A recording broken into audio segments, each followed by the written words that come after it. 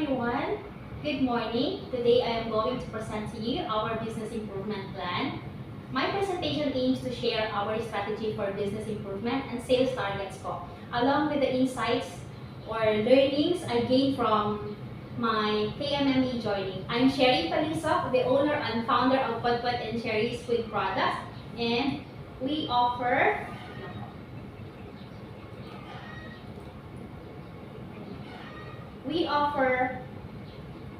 our flagship product, boneless bagoong, and we also offer sea salt patis and padas, authentically made in Pangasinan po. And we started our journey in November 2020 with the desire to bring authentic Pangasinan bagoong to Antipolo City po. And so we transported 100 boxes of authentic boneless bagoong from Pangasinan to Antipolo and presented the products to the store owners in public market dito po muna sa Antipolo.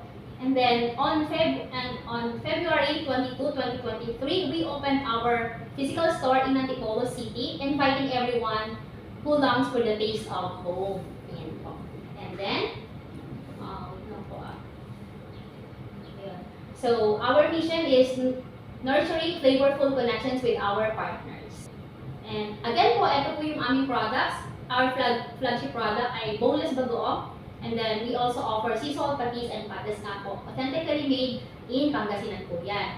Now, this is our model canvas, and then we start to present to you our value proposition. Ang flagship product po namin again is boneless bagoong, and it is made with standard quality fish extract, longer fermentation process, patis rises to the top, good protein source, budget friendly. The fish comes from Lingayen, Malabon, Sual, Bataan, Mindoro, and Palawan. And we offer our products to the store owners in public market dito po sa Rizal and nearby areas po. Tapos sa mga talipapa in each barangay, small grocery stores, at gusto rin po namin i-offer sa restaurant, sa mga resorts and restaurants dito sa Rizal. Customer relationship, trusted partner, premium products, customer-oriented service, commitment to excellence, dependable after-sales support, and convenient delivery. Ang distribution channels po namin ay direct sales and strong digital presence for communication. Key partners are our manufacturers, logistics, customers, government agencies, trade associations, and banks.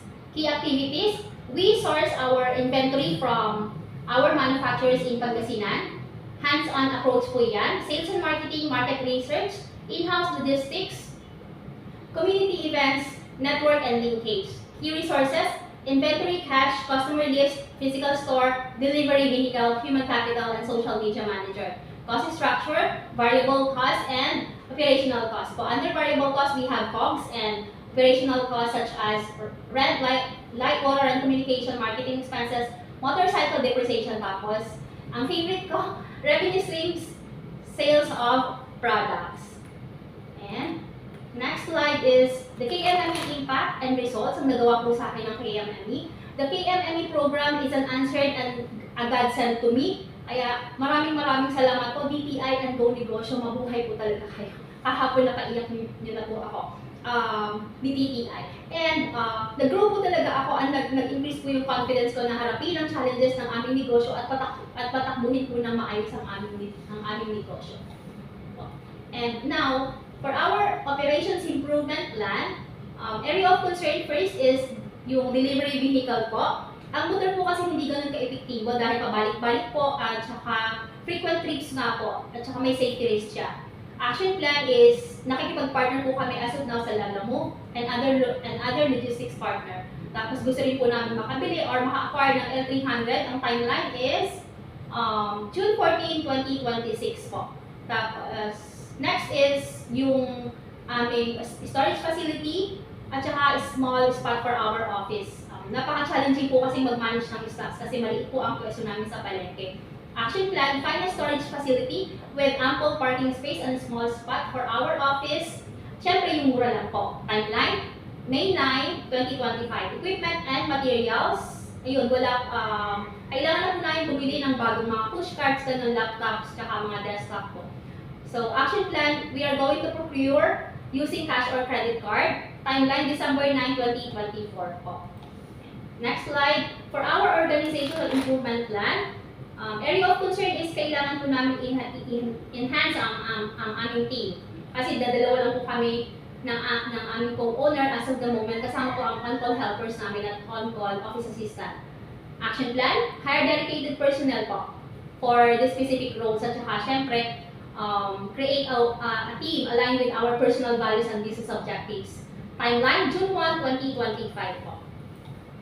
And ito po yung organizational chart namin. As of the moment, dadalawa pa lang po kami kasama ang aming, ayun nga po, on-call office assistant at saka mga helpers po na on-call din. At pag naka-hire na po kami, ito na po siya. Tapos po, ito na po siya. Magiging, medyo marami-rami na po yung nasa team namin. And now, presenting to you the Certificate of Authority and registration po namin. Under the Republic Act 9178, our incentives and benefits as BMDE registered are annual income tax exemption and exemption from coverage of the minimum wage law. May epekto po ito sa aming financial statements po.